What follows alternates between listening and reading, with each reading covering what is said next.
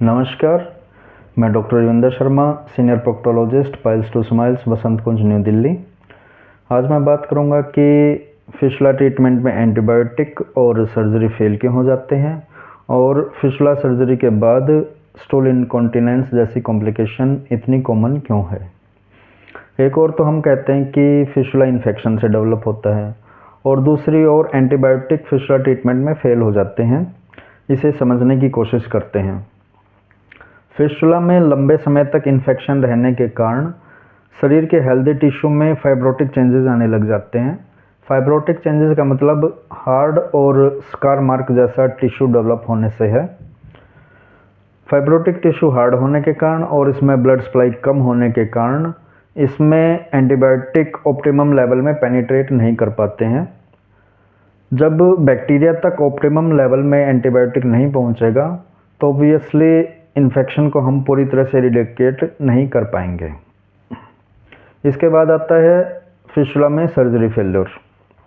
Healthy tissue और fibrotic tissue देखने में एक जैसे होते हैं, तो पूरी संभावना है कि हम कितनी ही फाइन सर्जरी करें, फाइब्रोटिक टिश्यू का कुछ पार्ट भले ही बहुत माइन्यूट क्वांटिटी में पीछे छूट सकता है।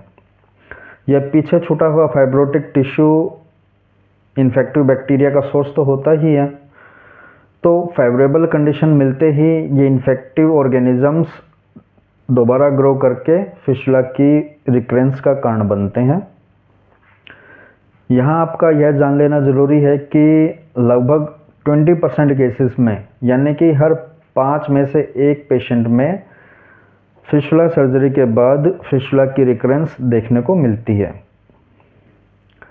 अब क्योंकि स्फिंक्टर मसल फिशुला में इन्वॉल्व रहती हैं, तो इन्फेक्टेड टिश्यू को पूरी तरह से निकालने के लिए हमें स्फिंक्टर का कुछ पार्ट कट करना पड़ेगा।